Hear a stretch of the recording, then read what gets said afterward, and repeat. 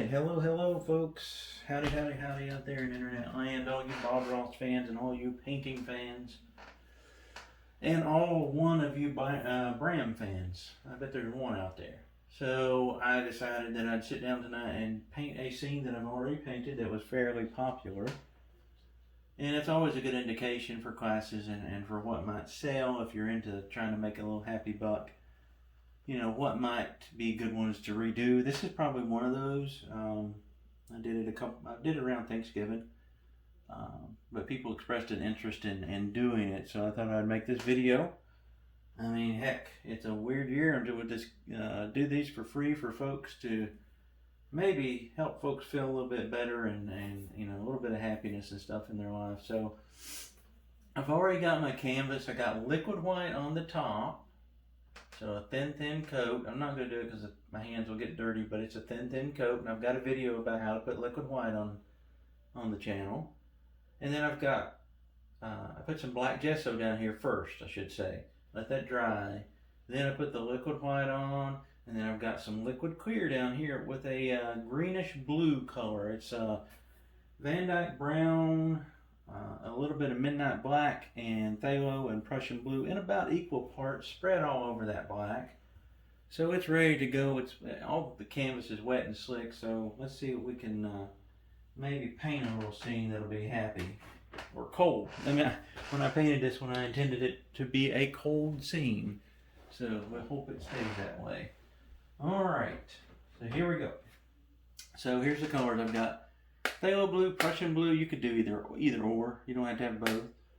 Midnight black, I've got some mountain mix there, and that's Van Dyke brown, and then this is the color that I kind of put on the black there, and then of course titanium white there. You can see that color a little bit on my palette, okay? Alright, so what I'm going to do is very hard. I'm working on a better setup to show you guys my palette. Is I want to take some Prussian blue, a little bit of Prussian blue, and I'm going to sneak next door and grab a little bit of midnight black and just bounce those two together. I want this scene to be cold, and that black will cool that blue that's already cold even more. So look at my brush, it looks black, right? Oh yeah, there we go. Yep. See that nice color that we get there? I always a lot of times I'll do my corners first. I want those corners to be nice and dark, and what I'm just doing is overlapping X strokes or crisscross strokes, and I'm varying the pressure. But also that liquid white will help you that paint will start to dilute as we go down towards the horizon. Now, for this painting, I know that I don't need all this covered, so I'm not going to go any further than that because I've got a big mountain that lives here. So it's just a waste of paint, really. But you can do it if you want to. It's no big deal. And if you notice anything about these paintings and maybe paintings that I've done or other people that you watch do, is that these paintings, what they look really good when you leave little pockets of light in the sky. If you get a solid color up here, it just looks odd. And odd's fine for a lot of things, but for this, probably don't want that. And I'm just using those little X strokes again, just going, and you know, sometimes you can get a little fancy if you want. You can even throw something like that in there. Because you can always blend it out if it doesn't look good. There we go.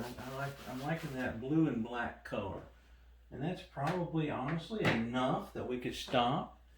And I can grab, I've got 10 brushes here probably I'm working with. I'll grab another one. And I'll start down here. And I'll diffuse this first. Diffuse, okay? And what I want to do here is get rid of any excessive brush strokes or anything. And then I can work up in my other colors in the sky. And then maybe just go across it. And then I'll knock that color down so that we're not seeing those brush strokes as much. Alright, and that calls for another sip of tea, I think. That's a lot of work. Not really. So again, that's blue and black to your mixture, whatever you like. You can make that even darker. Well, I kind of wanted it stormy in mine, so. Alright, so now I'm going to take a fan brush. If you guys can see that.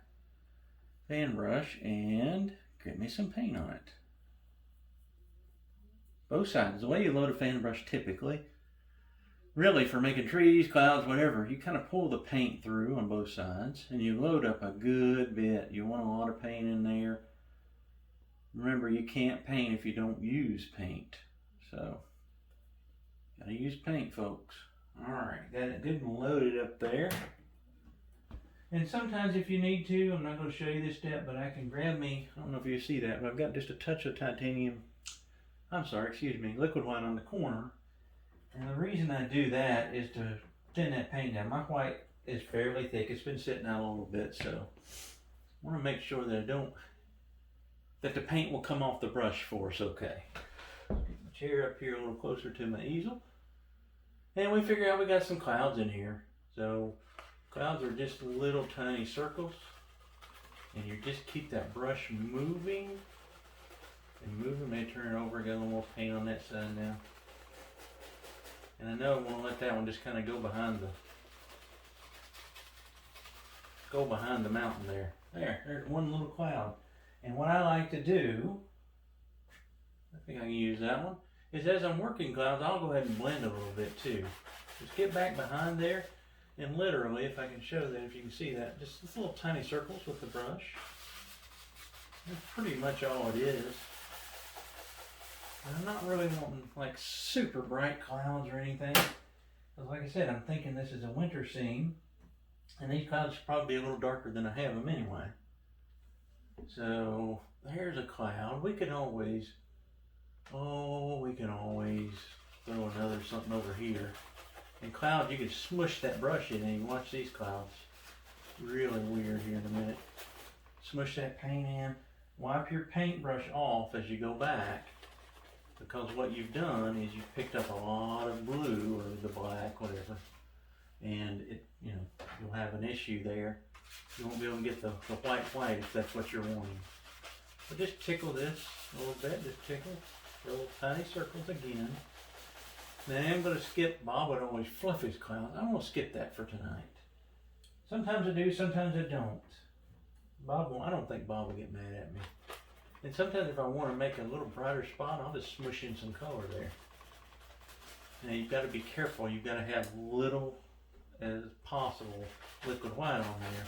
Because the more liquid white's under there, the less chance you'll be able to do that and have success at it.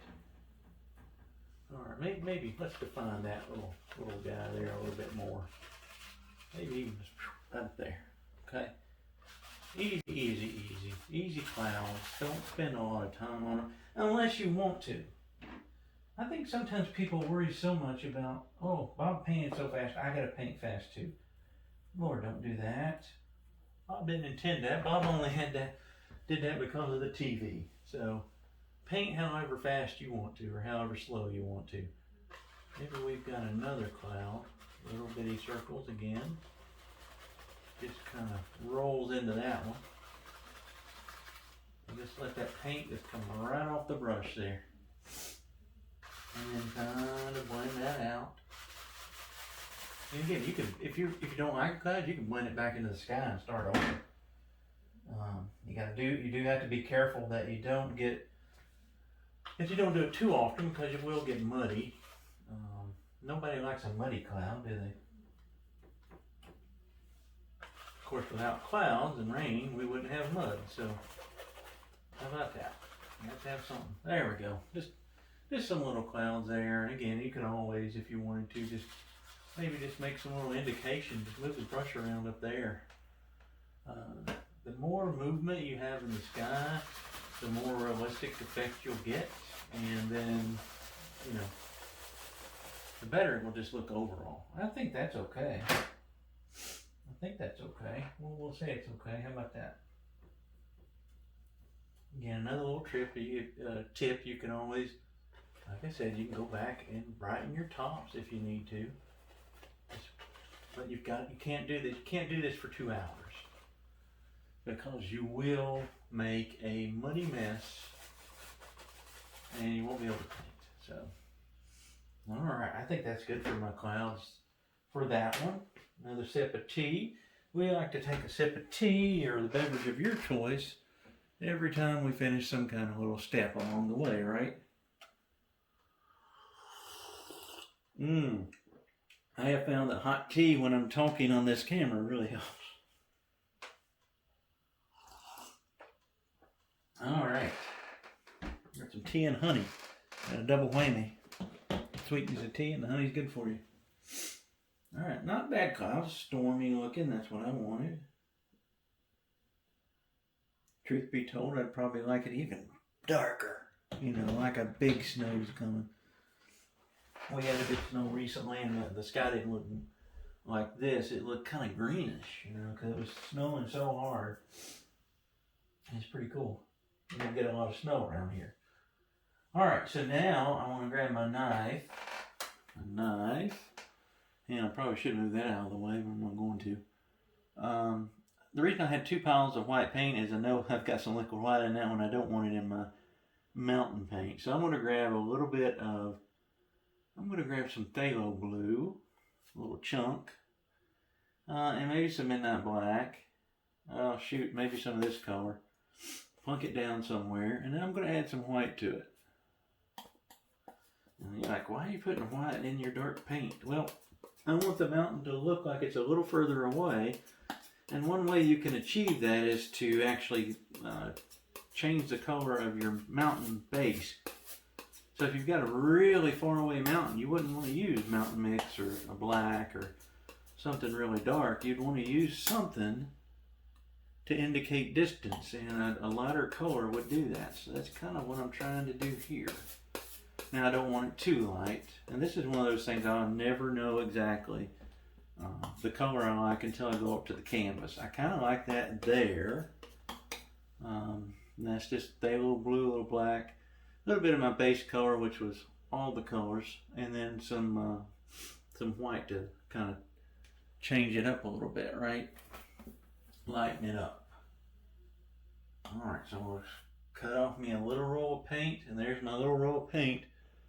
Bob would be so tickled if I showed you that, so there you go, Bob. Nice little roll, Bram.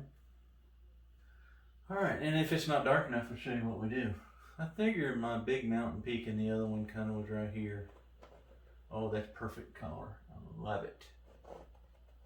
When you can brag on your own paint, you know you've done something right. There's a little peak. A couple peaks, actually, right? Maybe raise my big one up just a little bit. Oh, just smushing that paint right in there. Okay, and you can always lay these mountains out and then change them. So I want that peak to go that way. And somewhere over here, I know I'm going to want another little peak that lives in this one. Or lives next. This is the brother here. The little brother here. Alright, and then pretty much like that. I don't want too many peaks. I don't want the mountain to get too big. And watch where your mountain is. I want to leave some of this white showing, and there's a reason. So I don't want to bring this color too far down, but I will start scraping it right up at the edge. Start scraping it. And as I do that, I'm like, well, let's change it a little bit more. Maybe there's something else right there. Who knows? Oh, just a little jet. I like changing them out. I love painting mountains. I think if anything, it's probably my favorite thing to do. And it's people's favorite thing to do in class until they do one. And until you get used to doing mountains, they're tough. There's no doubt about it. But as Bob said, you can do this. You've just got to put in the time to work at it, practice it, and really, you know, kind of get acclimated to how the brushes move, how the knife on the mountain moves.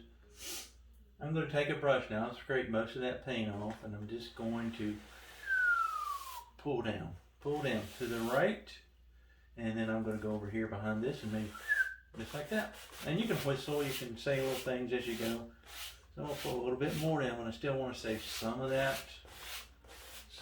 dark, some of that light down there. There we go. Big old mountain, right? Get up there, don't go outside of your edge, keep that nice sharp edge. And this is when you can start seeing the mountain peaks kind of come to life. You know, that one's probably a little bigger. And watch this, we can change it at any point once we start painting. I'll show you that too. Pull over there, pull this way a little bit, save some of my white down here. It's important in a painting like this when you have a mountain this close to the horizon and this close to the rest of the painting. So, I mean, there's going to be some big trees right here, so we know that mountain is going to be visually close, I guess I should say. Probably have a little bit of something there. May even change that a little bit. There, okay. So we got our mountain shape on there. And that'll give me another chance for a sip of tea, right? Bram likes to take a sip of tea every time we finish something. I'm looking, I've got the reference over here next to me. Mountains are going to be a little different, but that's okay. I cannot, and I've tried, honestly, to copy paintings. I just can't. But I really think that's a good thing, is that every painting you do will be a little different, even if it's the same subject matter. So you're still working with kind of the same scene, but you get, 10 different looks at it. Trust me, I've painted some of my paintings probably 10, 12 times. Some of the popular ones. Alright. So I think I'll just leave that shape for now. Now I'm going to take my knife and grab me a chunk. Oh, that's got some blue in it. Let's get rid of that one. Or let's move it. Move him right here. And let's take some of this. And I'm going to move it over here. Smash it down. Smash it down and flat as you can. Smashing it down as flat as you can. And the reason you do that is so that you get an even roll of paint on your brush as you're working on it, okay? And then what you can do is, what I like to do is just put my knife here, kind of tilt it down a little bit. Go right across, you grab your paint. Another way you can do that, and I've showed this on other videos, is just put your knife right in the paint and go like that. Okay, there's 10 different ways of doing it. Do what works for you, okay? What gets you a little roll of paint. And that's the last time I'll show you cutting paint for now. I hate holding the easel. Alright. So we know we're going to start up here and keep that knife. The tendency is to start like this. And what I see a lot of times in people that are just doing mountains is you just really don't know. And me too, when I first started. You don't know where you should go with that. And one thing I should do before I go any further, about forgot. Hold on. I'll take a clean brush here, and I'm just going to mist this out at the bottom. There we go. There we go. Leaving some of that white showing. Perfect, perfect. Just a little bit. It helps.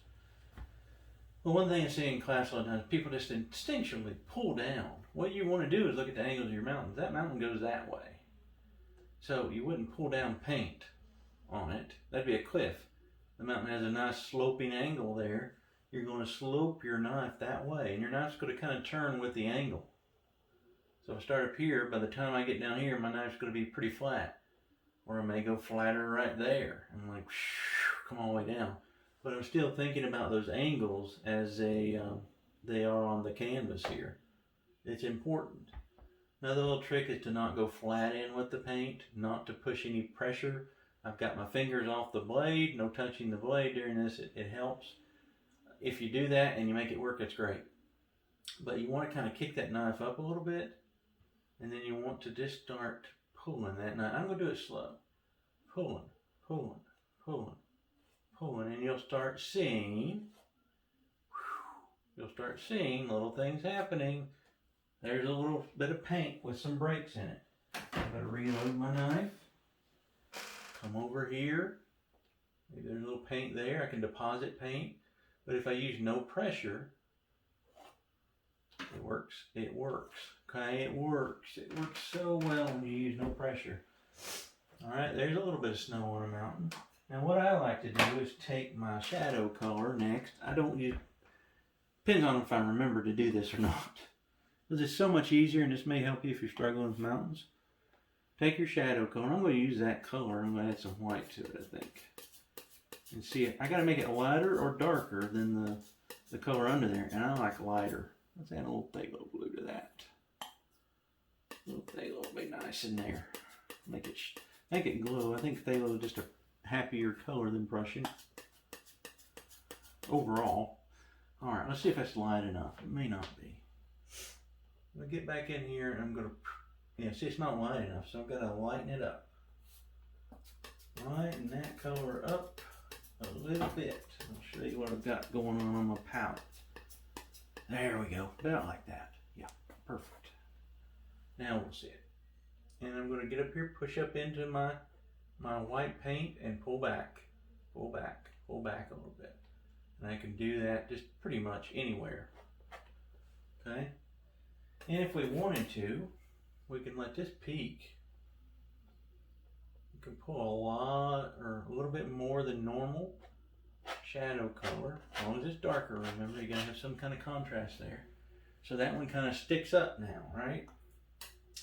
And then what I do sometimes is go back and just find little areas maybe that could use a little hint of something else going on with no pressure, and just kind of put those there and let that stand out a little bit more. Cut me another roll of paint here on my palette and figure out where this one starts, okay? Just pulling. And this is a little slower, it's a little more deliberate than what Bob does. Bob, all the way down, right? I think you get better results. Bob had, 27 minutes. You might get better results trying it a little slower at first. Now I'll tell you one thing, painting trees sometimes is better when you do them fast.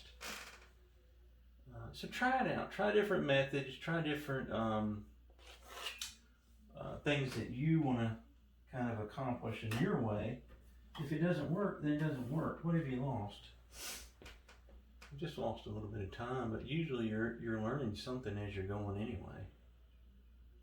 So you probably honestly haven't lost anything. Alright, we'll just keep working across this mountain here. It's a big old mountain. Get up here to this peak and maybe my angle gets a little different. It's more up and down, right? Up and down. We just pull that paint down. No pressure. If you start putting pressure, you smear it and it looks like a cake and it makes me hungry, so. I like cake, so sometimes I do that intentionally. There we go. We're getting a decent mountain going now. I always hate my mountains when I first start until I work with them a little bit and find little areas to kind of change and put, like right there. A little bit more snow, but there's a little hidden place right there for some billy goats to sit and congregate. Okay? And that's a good thing. And then over here, let's maybe we'll put a little snow there. Maybe a lot of snow. I don't know. My snow, my white's really thick. That's a good thing typically. I might need to add a little liquid white though, because it's not going to come off as easily. Thick white's what you want, but sometimes it can be too thick. Thick's better than thin, trust me. Yeah, there we go. Now it's coming off the way I want it to. Just something over here so we know that there's a little bit of something movement, a little bit of, something. All right, so now we go back to the shadow color. We'll work on that. Work on our shadow. I've been cutting my shadow just like I cut the white paint. Go in there, push into that white paint, and then kind of pull back. Okay, now I almost think I need a little more white in mine. You can change your shadow color at any time. There's no set time to change here, okay?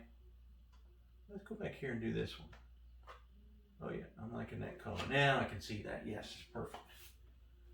Perfect color. For me. You make it the color that you like and what you think would look good. I just want it kind of faint. Just enough to know that there's contrast there in that mountain. And then I'm going to just kind of let this kind of come in here. I'm not going to pull that one all the way through. Something like that. Something like that. And we'll probably maybe go back here and put a little bit lighter paint. Right here we can always raise up if we wanted to. Watch this, we make another little peak out of this. Just by putting a little shadow back there. Okay? Now we go back to our white and we want to clean up this edge. And this is how I make a mountain. It's still like Bob did it, just a little differently. Remember, Bob would want you to experiment and have fun. Bob doesn't want you to do it his way all the time. It's okay if it's a little different than the way Bob did it. Bob would, invent things and come up with crazy things all the time, apparently. So he was always about innovating and doing things a little differently. And that's great. That's what we need more of. This is just me finding other little areas that I want to put a little bit of highlight on. It's me really just jumping around. Alright, and maybe here's a little, almost a ridge. Yeah, let's just make this one a ridge tonight. Just kind of pull down. And over here, it's going to get lost by trees anyway, so no big deal there. No big deal. Whatever you see is what you paint. Sometimes I see things. Don't get too worried, it's just normal things. Maybe a little bit more. No pressure on that knife. No pressure, and I'm just going to go back over and soften that out right there. And maybe one little hit right here, and we'll just call this one good so we don't... Again, these paintings that I do here on video are sometimes, they're not going to look exactly the same.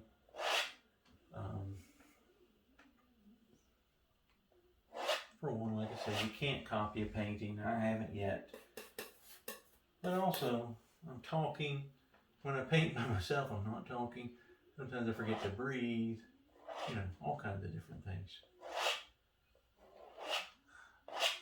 So I don't always spend a lot of time worrying about every little thing. But I think for tonight, that will do. I don't mind it. Looking pretty decent, guys. Alright, now I'm going to take, if you've got a clean, and I do somewhere, here we go, a clean brush. All that white that I left was there intentionally. Now I'm going to tap. I'm going to tap this paint, and I'm going to tap with the angles of the mountain. I'll do this first little piece here. I'll show you what I'm talking about. You can go as far up into this as you want, but it'd be crazy to go up to here and start tapping. It wouldn't look right. The reason you do this is to get that misty effect, that far away effect, it's cold, mist in there, all kinds of good stuff. Alright, we'll just tap right here. That's why I kind of left that bare, and I think it really helps with that effect. And here I'm just tapping this ridge a little bit, and then just lift up with two hairs and some air, literally. It almost looks like I'm using the whole brush, but I'm barely, and probably go like that, I'm doing that. And then just kind of, even pull that down just a little bit, since that's a ridge anyway. But it really sets that mountain back in there. And that mountain's a big one, but it's close enough to have good detail at the top, less at the bottom. And guess what? It was time for a drink of tea. So we've got a nice little big, I'm getting ready to say a little mountain. We've got a nice big mountain on here. And I think what I did next, if I'm remembering, yep, I'm looking at the painting. I should be able to remember, right? That base color that I have, I took that. I think there's enough here for me to do this. I like using paint that I already have. I'm cheap. Alright, I've already got this mixed up. I want a little white in that though. I want some little, I call them strike down trees. They're really just distant trees. Just some little forms of trees back here near the mountain. If you put some white in that base color that is brown, blues, and black, with the midnight black and the brown in there, it will actually get almost a green undertone to it with the blues. And I like that. Kind of what I want for this. There's no green on my palette, but it's kind of starting to look like that. A gray green, maybe. And I will find a good fan brush. Everybody's got their favorite fan brushes, I'm sure. And that color is right here. I'm going to load that up. I'm going to load a lot of paint. Hopefully I've got enough mixed up. I think I do. You can also sometimes just wiggle that brush and it will bring those bristles together. That's really what you're wanting to do with the fan brush, is to get it chiseled like that. Okay, set my palette down, and we'll go to town. Now, I know right in here is all I need. You can paint the whole canvas if you want to, but I'm going to focus on that so the video is not as long. I don't want to lose my mist, but right below my mist, or right up into it, there's some little guys that live here like this. And I'm just tapping down and making some little indications of some trees. These can be super rough. Reload your brush, keep them together.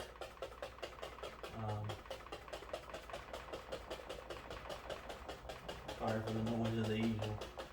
And I'll probably go a little further than I need to, just to make sure that I went far enough. Something like that. But again, there's not enough indication of detail on these yet because we're still so far away, and I'm just striking down. Now sometimes I really worry about if the tops are nice and straight or pointy. I guess you said what I mean. The main thing I'm really worried about here is, are there a big clump of trees back there? Okay, and did I save my mist? If I didn't save my mist, I'm gonna be mad at myself. Okay, and we'll just kind of carry them right there, and just smushing, almost smacking down and smushing the brush in place. There we go. Got a big mountain, got some indications of some trees or something going on there, right? And I think that's good enough for a little demo painting. I would fret over these if I was painting this for someone or the first time. I always do better the first time because I'm coming up with ideas and things, but I think I said ideas. Now what I like to do is maybe just take our brush that's kind of clean. That's not it, this one is. It's got a little white in it even, and just smack down on this. And on the bottom, smacking really hard. This is where Bob would talk about taking out your frustration. Okay, and then I like to pull up. Pull up. Don't pull into your mountain now. You'll make a mess. You'll be mad at me. There we go. We got some trees and some fog down in here. We can swirl some stuff, and if you wanted something back in there, you can just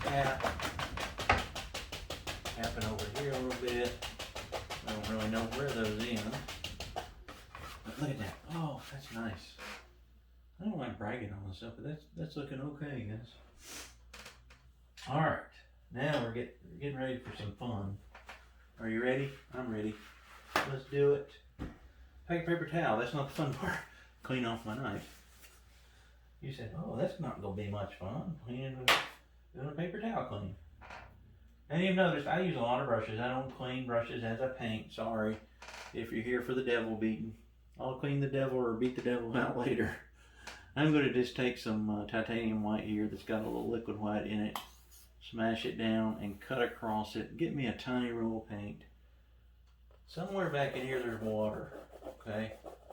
And I don't want a lot of indication of water. Just a little bit. And I'm really just sawing that paint right into the canvas pretty hard. You can see I've got my finger on the blade now, so a little different than before when I was doing the mountain.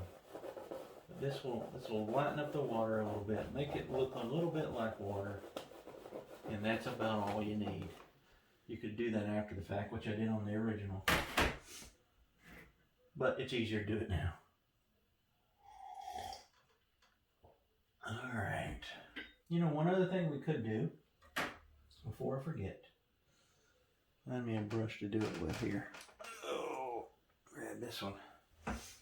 We could take a little bit of white. I'm going to use an old round brush I had laying here. And I'll have to clean up my water after this, but what if we just swirled in some fog near those trees? You do this with 1 inch, 2 inch fan brush, whatever you got, really. Oh yeah, I like that. I don't think I did this on the original, so this is a bonus feature. Again, we'll have to clean up our water now, but no big deal. A little bit of fog sitting on that water. And you know, if you get it too much, you don't like it, you can always just get rid of it. But I kind of like that. So now I do have to go back and grab my knife and cut me a little roll like I showed you before. And just find my water somewhere back in here running. Again,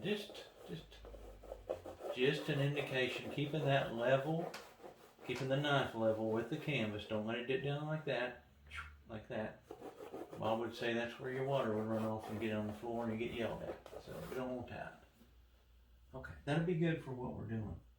At least I think it will. Now I'm going to clean off my knife. And I'm going to go to some Van Dyke Brown. And I've got a messy palette.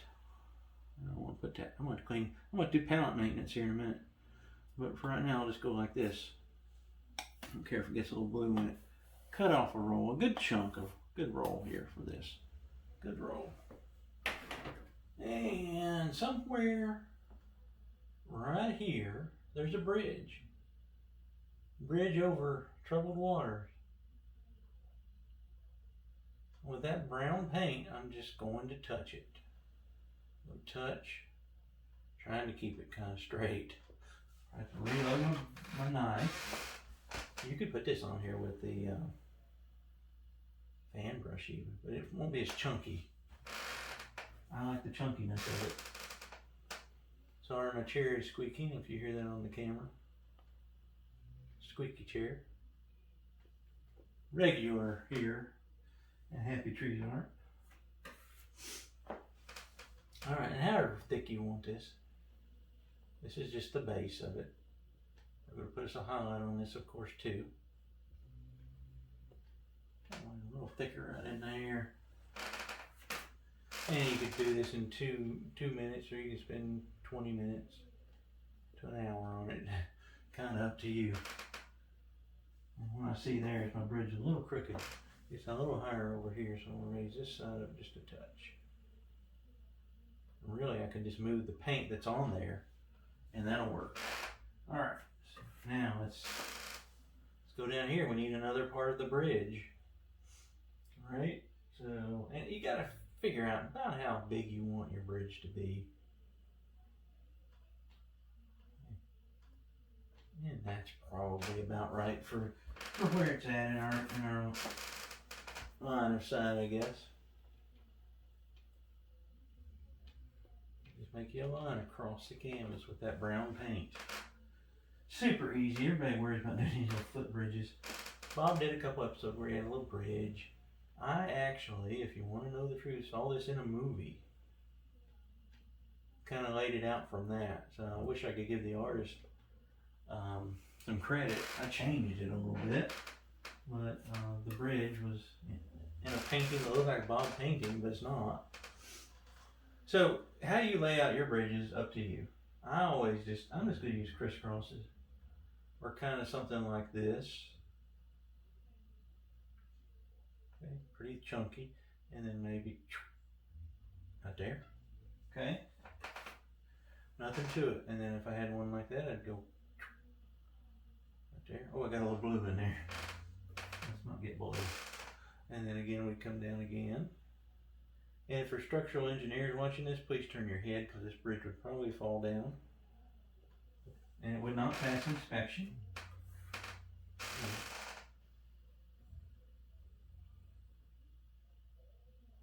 We'll just kind of turn out that way.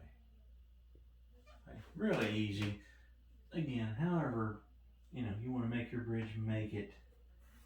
You can have X's in there. You could put, a Union Jack's design or something. Alright guys, I don't know what happened there. I was filming and it did not capture me highlighting the bridge. So to continue with the painting, I'm not going to scrape that off because it get really muddy back there. But all I did was get the bridge shape on here.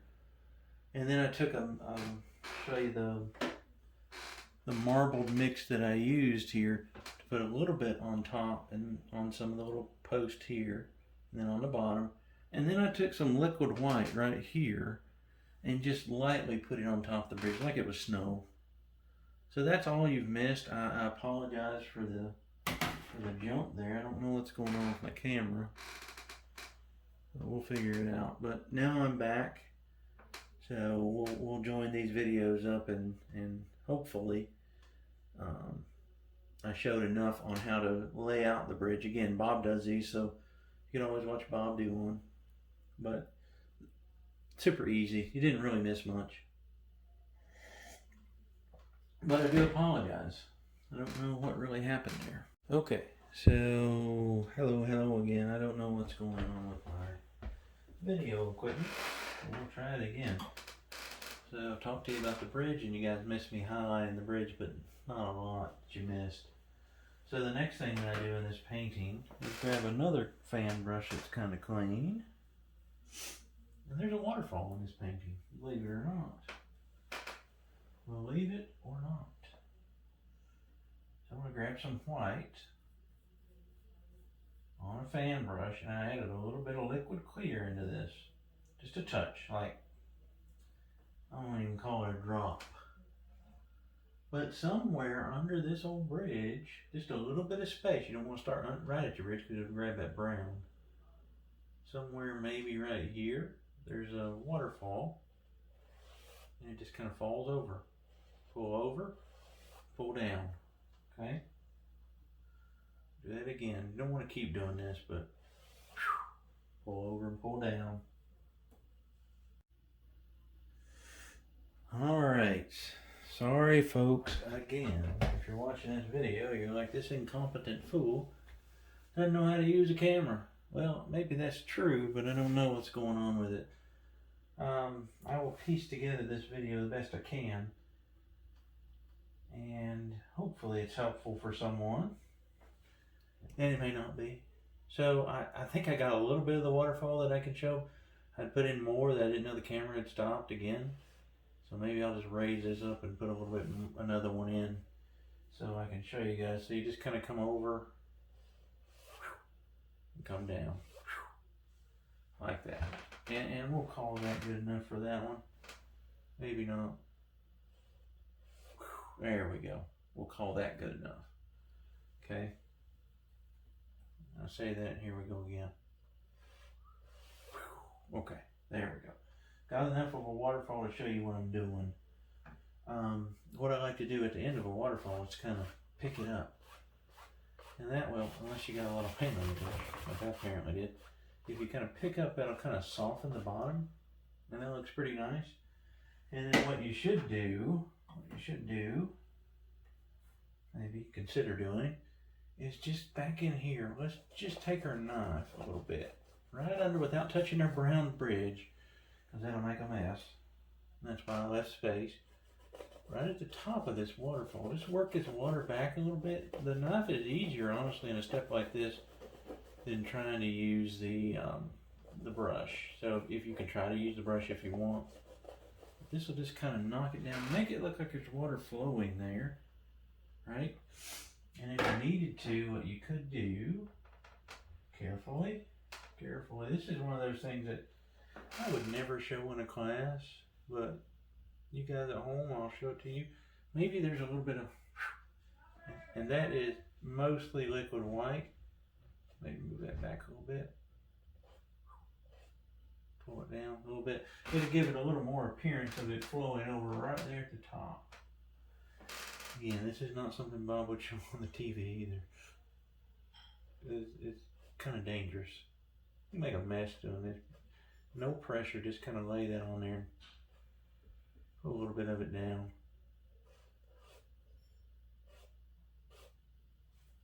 My brush got a little away from me there. Let me show you what you do for that. Kind of go in there and get rid of it. Pick it back up. There's nothing you can do on this canvas that you can't fix. I promise you that. There's things that you wish you hadn't have done, but there's nothing you can't fix. And sometimes these little details like this are nice. Sometimes they'll get you in trouble too. So if you're just learning to paint, skip over this. Let your waterfall be a little more like Bob's. Don't touch it much. But once you learn a little bit, learn the brushes, learn how they move, don't be scared to try little things. And we'll call that good for the waterfall. And I'll make sure my camera's still recording. And good golly, it still is. Good. Alright, so we got our bridge in, got our waterfall. Now we need some rocks, I think. Let's do our rocks next. And as you can see, my palette, my Prussian blue is a little loose. Look, that's running away. But I'm going to grab some black.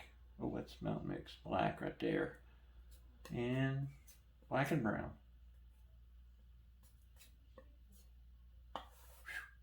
There we go. Cut that off. And let's figure out some places for some rocks. Remember, I'm going to hide a lot of this bridge, so which side do we want to start? That's always a hard thing for me. Maybe right here, and I'm just going to push that paint in there.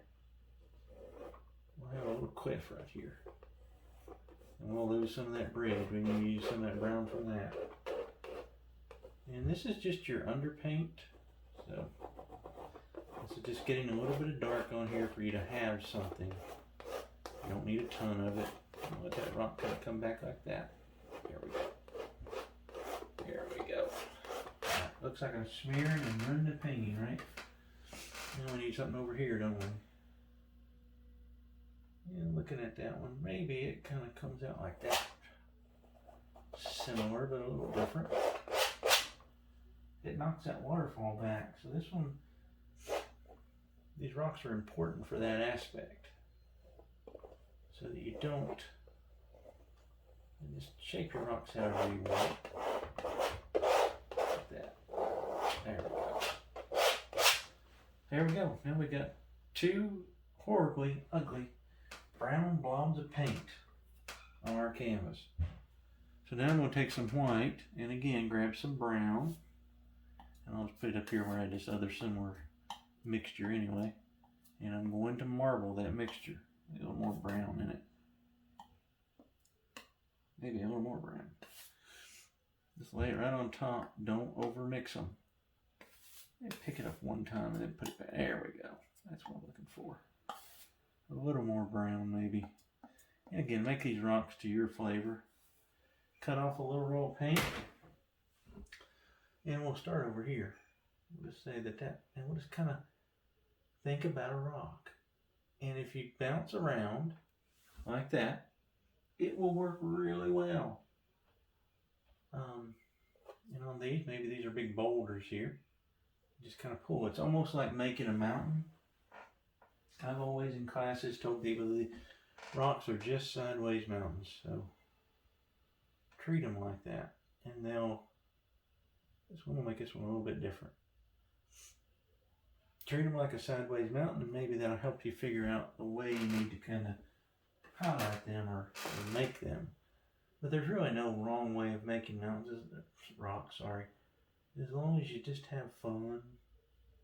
And I know that's so cliche to say. Like, oh God, Bob, shut up. No, Bob was right. If you're having fun, it shouldn't matter. It shouldn't matter what your rocks look like. It shouldn't matter what your mountain looks like. People get so worried and so caught up in everything being perfect. There we go. Just put a little bit there, maybe. That we lose sight of the fact that it should be fun first. So now we got two big boulders on there. You can see those okay. And, you know, I may have wanted a little bit of shadow in there. You can put a shadow color, or what you can do, usually what I do usually, is find me an area, push up into it, and just pull back a little bit. And that kind of creates that. And sometimes you gotta sneak in here with the, actually I think I want a little bit more right there. There we go. Yeah. Sometimes you gotta sneak in some of these small areas with a little bit of edge of the knife. Remember that it has a long edge and a short edge, so use it. Make it work for you. Just pull a little bit of that in there. You could mix up a nice color and do this too. A lot of this gets covered up, so back in here I'm not worried about. If it ever gets too bright on you, you can always go back over it with some dark paint. Show that here. I got a little bit of Van Dyke brown back on here. That got a little too bright on me. There we go. Cover that up. And again, a lot of that gets covered, so I'm not really worried too much. Over here we'll do the same thing, and sorry if there's a glare on my knife. I need to rough it up, I guess. Up in here. Just pull. Pull a little bit down like that. It's just an indication of a little bit of a shadow. The rock doesn't just stop. There's a shadow side to it as well. There's a good bit down here. There we go. Hey guys, I'll tell you, I'm bragging on myself. I really like that side better. Alright, for this painting, what I did next is a little scary. I took some white, cut it off, just like I normally would. And here and there, I'm just going to tell you, I might need a touch of liquid white in that paint. Being very careful with that. Got some golden retriever hair there. Remove that. There we go. It's just like some snow sticking to these rocks too. I don't want to lose all my brown. I also don't want it to be clean because it's snowy. So it would collect the snow, right? That's what we're going to do. And you can just touch it on there even if that's easier. And it may be better for folks that haven't done it on, just touch it a few places. Like you got a little snow there sitting on some of those rocks. And that way you're not smearing your brown. And this is kind of what I did for the bridge since I can't show you. There, just a little snow. Doesn't that look better than this brown? I think it does. Now if it was a summer painting, I wouldn't put snow on the rocks, right? There we go. Got a couple big old rocks. And what we probably should do next before we forget, because I will. I know myself. I have to paint backwards all the time. Is I should put me some little splashes. Just kind of, the corner of the brush, just kind of wiggle it down here.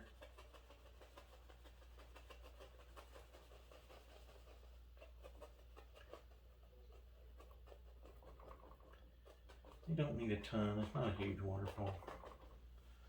And then take your big brush, or your 1 inch, or if you've got a blender brush, that's a great brush to use. I have one sitting here, but it's sturdy.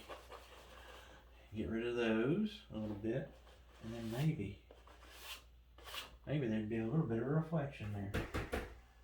We'll grab a little bit of white on my brush here and just pull right under that. A little bit of reflection.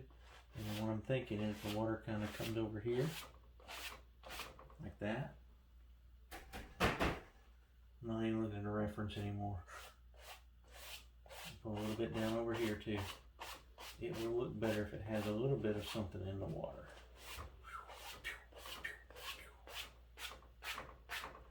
And then again, you can soften that up, and I'll show you what's going to make this look a little better to me, at least.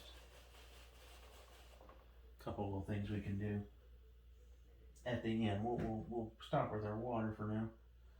We'll fix that at the end. All right, we need some big trees now. We need some big trees. You knew they were coming. You just didn't know when. We'll grab a clean fan brush. I want to grab some black and blue. Just mix them together. I get both blues so I don't waste any paint. Keep it dark, keep it nice and dark. This is my vampire fan brush. I broke it.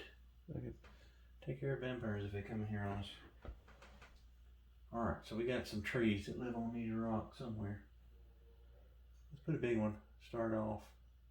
We know we're going to have a big tree anyway. Just touch, touch, touch. And you can bring that line all the way down. I don't encourage dragging it down unless you're going for a huge trunk. if you want a huge trunk like that. It's better to kind of pull down. I'm sorry, tap down. Let's do down trees. Another golden retriever here on my brush. Get rid of that. And all you do for trees, kick your brush over a little bit. Don't start like this. You're going to have huge branches at the top. Kick it over and just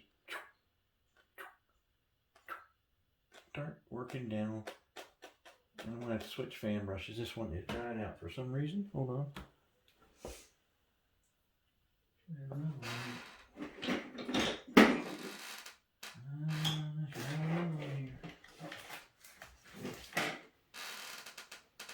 There's one.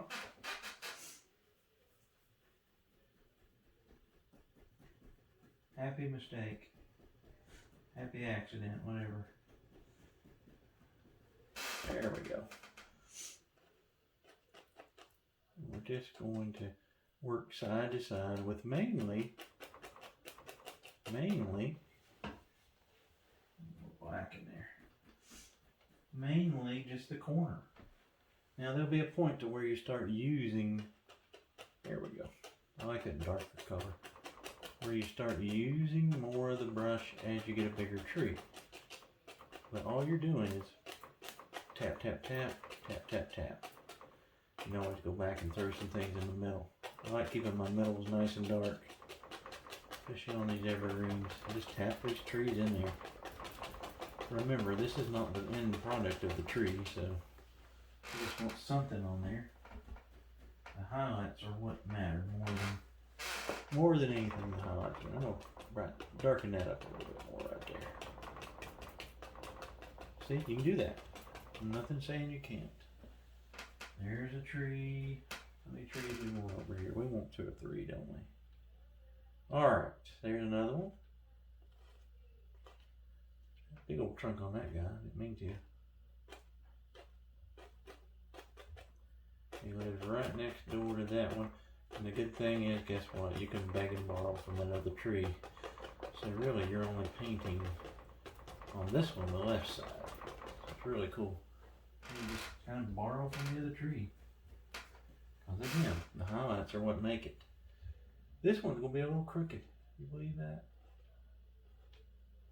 But I made it a little crooked, and I did that on purpose. And you'll see my purpose here just in a second. I wanted a little more interest in that tree. I also wanted it to, I'm really going to smash some paint in here, knock my bridge down, right on, so that we don't know where the bridge starts. We don't see the end of the bridge or the beginning of the bridge, whichever way you want to look at it. Hang a little bit more there. There we go. Alright, there's a couple trees. Let's go on to the other side. We've got 2 or 3 over there, maybe one big one for sure. We'll do the little ones first. I've got to have something right here.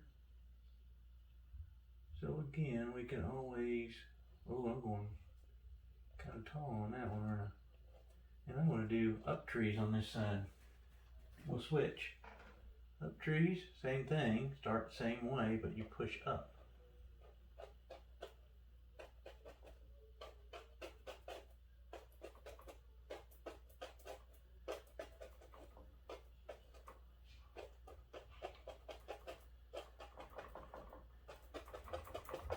And here we'll just kind of smash that in there, and that hides that side of the bridge. Isn't that genius? You know what Bob would say about trees is that they hide a multitude of sins. So if you mess something up, put a big tree in front of it. I'm not saying my bridge was messed up or anything, but who knows? I won't tell. I won't tell. You won't tell on me, will you? There we go. Again, I apologize for technical difficulties there a couple times, but we'll piece these videos together and they'll be fine. If I left something out and you just can't figure it out, just email me. These videos are just for you guys to have some fun. Nothing else. I'm just mushing that paint in there. And that one stops about there. Okay. Got one big one left, guys. We make it. Well, we got a few things left, really. Oh, I want this one to be just a hair bigger. And we'll just kind of do that. And again, touch lightly, touch lightly, touch lightly. Now start working maybe to the left. Pushing up, left to the right. Pushing up, to the left, to the right. Back and forth, back and forth. These are what Bob would call Z trees. And when we get here, we can actually just join these trees up. And it really focuses everything right into the middle of the painting. And what I do sometimes just to cheat, I'm quicker to do it this way. You're like, what are you doing? I know I've got a tree that goes all the way down through here. Somewhere right there. I filled in that side of the canvas. That way I don't have to work so hard. And now I just go back in here and fill it in. Now the problem becomes that you've got to make a decision when you do your highlighting, how big these branches are, and things like that. Which one is in front? And I figure this big one, since it's come all the way down, would be, for our evergreens, would be the big one that's in front of all of these. Okay, there's that one. And we can go ahead, if I've got a brush here somewhere. I should. I'll grab a brush and one quick thing we can do, cut you a little roll of paint off. I'm going to use blue. You're like, you're crazy. It's true. Just a little roll of paint. Here and there, maybe there's indication of a trunk somewhere on some of these. They sometimes look good if you put a whole trunk in them and then like add a highlight, but I'm not going to do that. Just touch, touch. Yeah, I've got a little more there. There we go. Alright, we'll grab some liquid white and I'm going to take a little phthalo blue. Since this is a wintry scene, let's make our tree color cold, or highlights cold. Alright, look at that. Oh boy. Alright, here we go. Actually, let's do this one first. Just barely touch, barely touch. If you touch the tree and all of a sudden your brush is dark again, make sure and add some more liquid white to your brush or some paint thinner. I would encourage you to use liquid white. Paint thinner will run you in a mess. Now you can run a mess too with liquid white, but not as bad if you get too much liquid white versus too much thinner. Man, it can get nasty. Your painting will sometimes run down the canvas. Same thing with liquid clear. So I did that one back there first, and this one, because I'm figuring this big guy just kind of covers them up anyway. Maybe there's a little bit of highlight right there. Something like that. Alright, keeping my color nice and thin. Go back over here. I'm just going to kind of put these right on top of the pine boughs.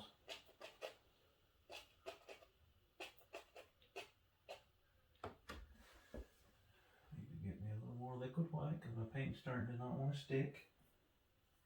Just use it sparingly. Don't overuse it. You'll know if you overuse it. If you start making mud, that's when you know. You're like, oh, too much, too much, too much.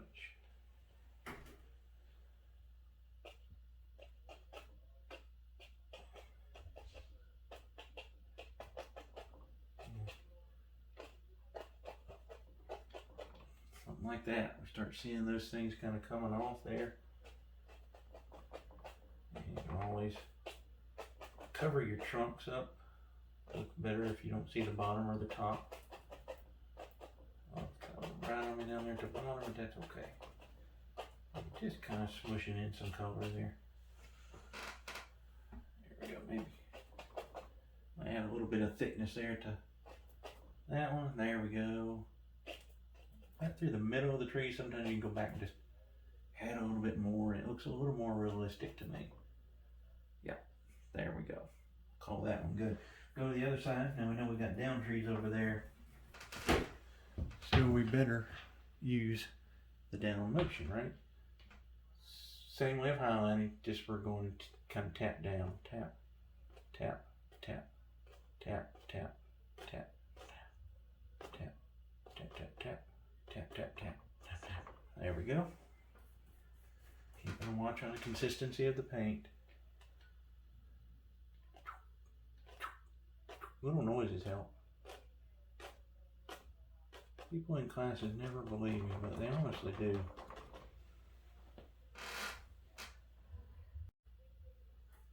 A little more liquid white because I'm getting a little dry into my blue paint. Do this guy here, and I always do the top of the tree just like that. I suppose if I'm looking at it, the sun's over here, but so I'm focusing more of my highlight to the left side of the tree, especially on this one.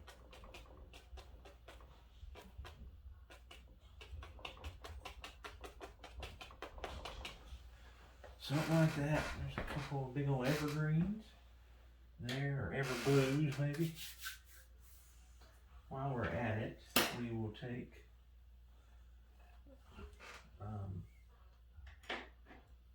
and do a little special tree here. I'm going to grab a filbert brush. If you don't know what that is, there's a filbert. Filbert's a really handy brush to have for something like this. Watch this. Here we go. I'm going to keep these really dark. The original I didn't. I kind of regret it. Somewhere live some more trees. Oh, better stop. Sorry, jump around on you guys. We'll grab some dark paint, some black and some blue. And somewhere there has to be some land for this tree to sit on. Just going to tap it on here. Just like that. Just like that. There we go. Now you've already got a black canvas there. It does make it a little easier to have a little more paint there though. It kind of also gives you somewhere to look at and say, I know where I'm going. Now I know where I'm going now. You know, those pretty evergreens I got, it just weren't enough tree for me. Another big old tree right there. You need less pressure at the top of your tree. As you go down through here, add more pressure. More pressure. Get it as big as you want. There's one. It's going to be a bear, but Bob would be mad if we didn't do this. I think a tree right here. I think where. Actually, I'm not going to put it all the way up. We'll just get rid of that. Finger paint. Let's have it go right here.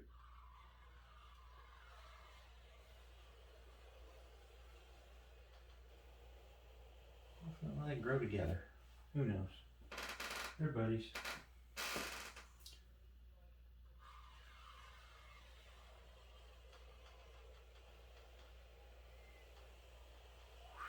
There we go. Boy, we got a big old tree, don't we? First thing you want to do with these trees, first thing I always want to do is put the limbs on it, but actually you want to highlight it first. Alright, so I'm going to take some glass here and show you guys. Look at my palette. Is that not messy? I'm the dirtiest painter. I'm going to take some white, somewhere relatively clean on my palette. And I kind of like that color. Trying to see. Yeah, I'm going to use a bluish tint on my trees. These are not birch trees, but they're similar. I don't know what kind of tree we'd call them. We could do birches, I guess. Eh. I'm just going to put a little indication of something going on these trees. Put a little of brown in there. Like that. Actually, I think I'm going to use brown and white. Brown, white, and a touch of blue. I'm just going to touch. Just touch. Just touch. Touch, touch, touch, touch. We'll clean up that foot down there at the end.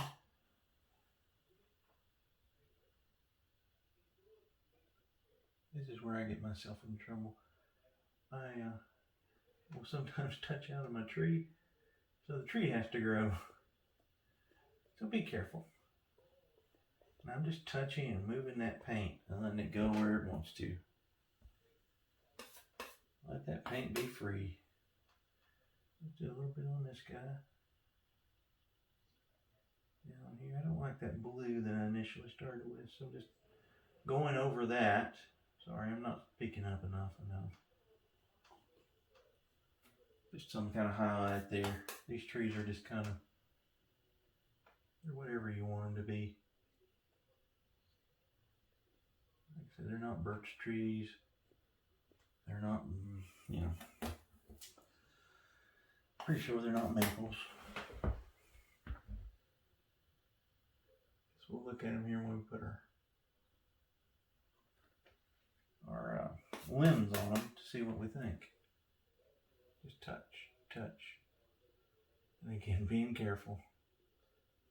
Because if you touch too far out, you gotta grow your tree to get it back. Like I almost did right there. There we go. And we'll have a surprise here at the end. We're close to the end for these trees. One thing you do when you do trees like this, make sure your bottom is way fatter than your tops. If not, your trees will break off. Don't make toothpick trees. There we go. I think that's fine for what we're accomplishing here.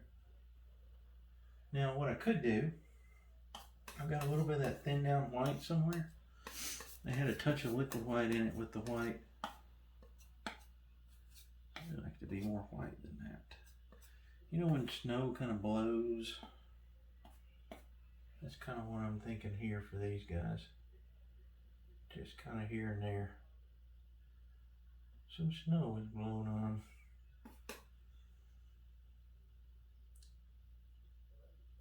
Boy, they're rough looking trees. Yeah, it makes them pop a little bit, I think. You guys can tell me in the comments. So if you're watching and you find anything I do helpful, let me know. It makes me want to do more of these. It's been a rough year for a lot of people. And I'm happy to do these and give back. I do teach classes around locally where I live, but not right now, of course. They won't let you teach in the Hobby Lobbies and things. Rightfully so. I'm not upset about it. Just a little bit more here and there. I think that looks neat. It also looks a little messy. Which sometimes paintings that look messy look good. Look, I went outside my tree. I'll show you what I did to hide that. No big deal. Got a branch coming anyway. Alright, do branches next. Alright. My thinner bucket is over here behind me, not where it was supposed to be. Come here, buddy.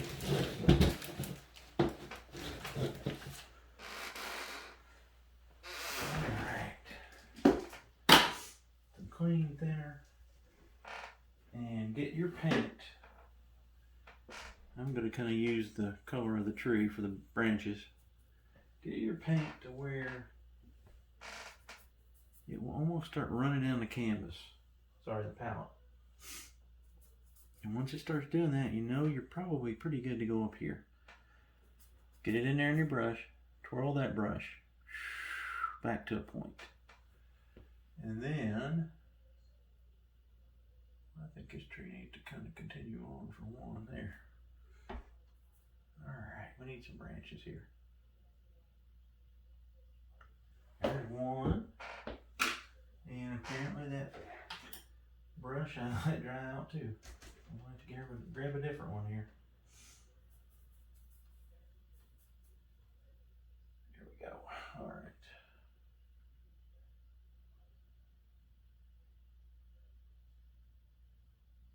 Let's put a few on here. Don't put pressure on this brush as you work it. And keep adding thinner to your paint every so often because it will dry out. The thinner will evaporate and you'll be in agony city trying to get these branches on here. Let a branch go over the other tree, even into the mountain if you have one. Watch this, I'm going to bring this one back this way. Okay, there's nothing wrong with having branches go across the tree because that rounds your tree. There is something wrong with your tree being completely flat. Nobody wants a flat tree. You've got to have branches go across them. Remember, we're working on a flat surface. We're trying to make this surface be three-dimensional. Or trick our eye that it's three-dimensional.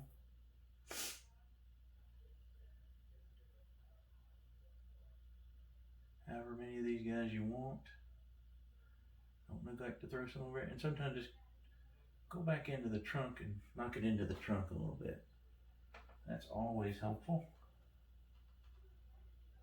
And just kind of go over here, there. Sometimes I'll just throw little things coming off of trees. I didn't mean to throw that big a trunk. There we go. Again, I don't know what kind of trees these are.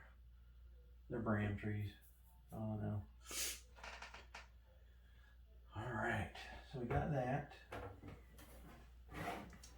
Got our trees in. Couple little quick things we can do now. Have some fun. We need something down here. We need something down here.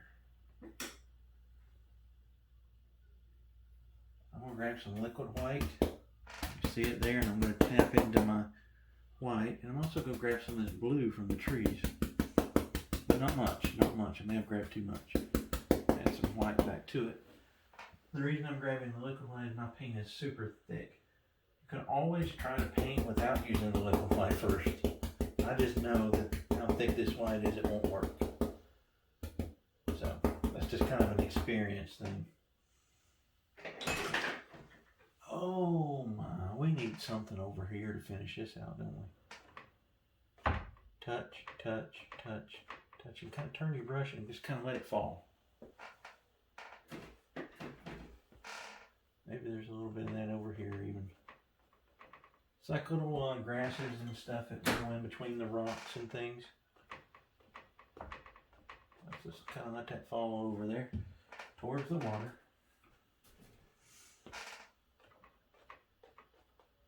Something like that. A little bit right there. I'm just touching to do this. There's no magic. I just did a video showing just pretty much this technique here. If your paint is thin enough, it will come right off onto that paint that's under there. And I don't even know that there's paint under there right there. That's just that black canvas. A little bit of grass there. Put something here. Use that liquid white sparingly, but don't be afraid to use it. You'll pay big dividends if it's thin. Oh, there's some grass. There's some grass. Just touch it. You can do it slow or you can do it fast. Yeah, I probably made a mistake here. I'll have to. Yeah, I did. I should have done this first. If you're watching me and you mess that up, you can blame it on me. I'll have to put my trees back in there. There we go. But I'll show you how to do that. No big deal, no big deal at all. Let's make sure we cover those footsies.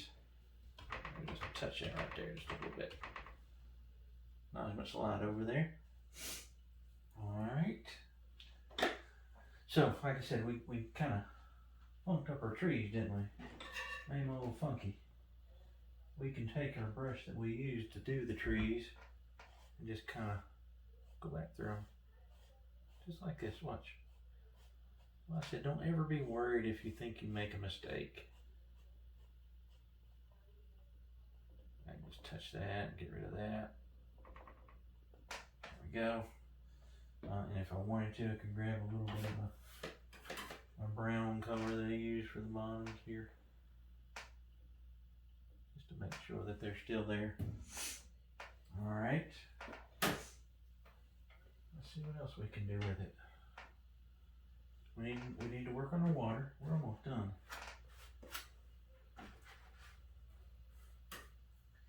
Work on our water. Here's what I'm saying will make the water look really nice. Take some on your knife and scoot it around. Look at that. Oh my, this is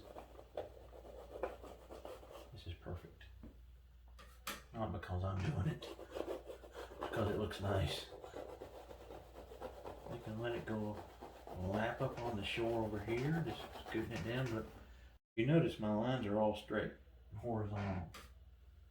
So that's really more of a key than anything. However much you want water running in there, put your water running in there. I think I want a little, this could be ice, right? I'm just smushing it in there, but I'm keeping that knife fairly level. It's got to be horizontal to the canvas. Okay. Looks like water running. Okay. I prefer water running. Move that camera down just a little bit. I prefer water to run like that than to just sit still. Sitting still just seems like it's lazy. I like my water to work. And again, right back in here where I had that splashes and stuff, if I ever brought it too far down or something, I can knock it back with some water lines, just like I'm doing. There's that. Okay. Another thing you can do, and I'm just gonna use my finger. You can. Well, I'll show you how to do it. Grab some liquid white. Okay.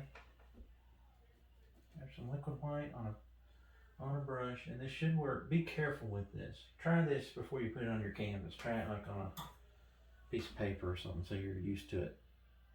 With a knife held firmly. It's kind of like making stars if you've ever watched me do that. You may have to add a touch thinner too. Thinner will help. Add a little thinner. Not much.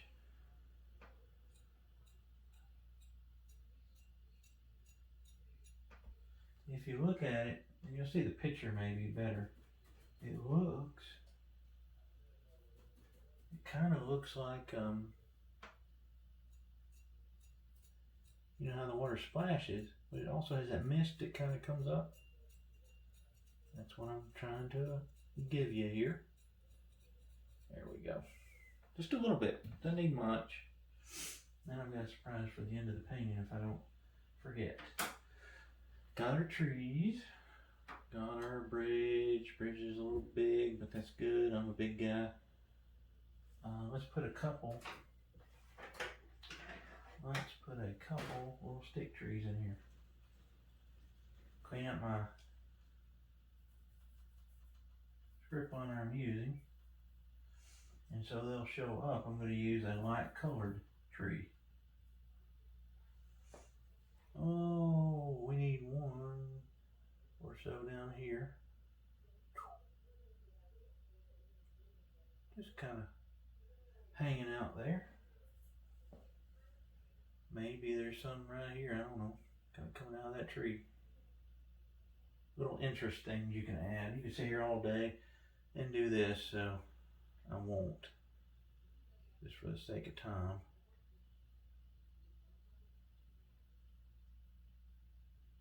Something like that. We can grab a little more. thinner. Maybe there's one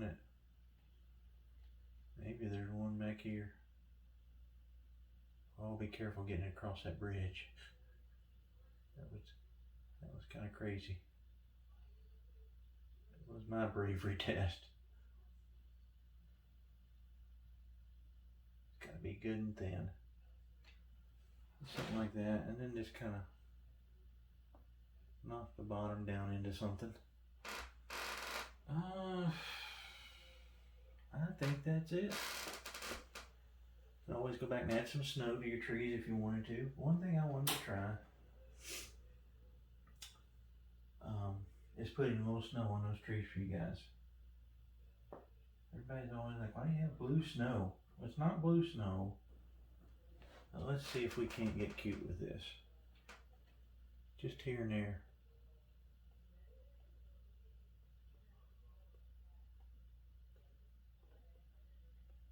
I like the blue, but I also like the snow too.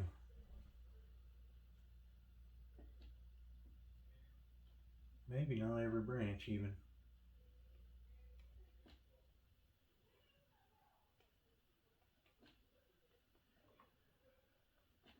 There, a little bit there, a little bit here on these guys.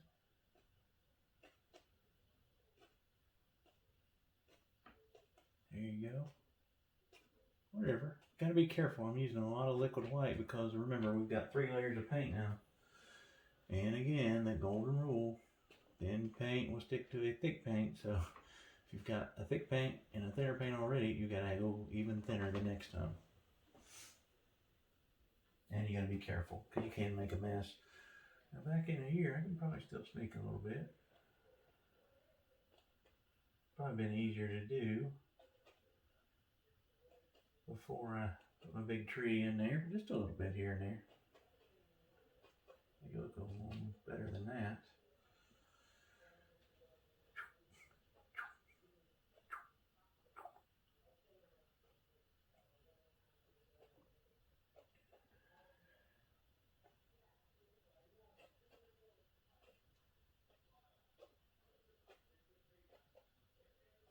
Again, if you go over your tree, just go back and fix it. A little bit on that guy down there at the bottom. Oh, maybe a lot collected right there on that one. Yeah. There we go. It adds a little bit of something, I think. Always sneak a little bit in the corner there. There we go. All right. Well, guys, I will piece these together and I will post this. And if you like it, let me know. If you hate it, let me know. Suggestions, anything. I'm always up for anything. I hope you guys enjoyed this one. And try it. Let me see it if you try it. Thank you. Have a good one.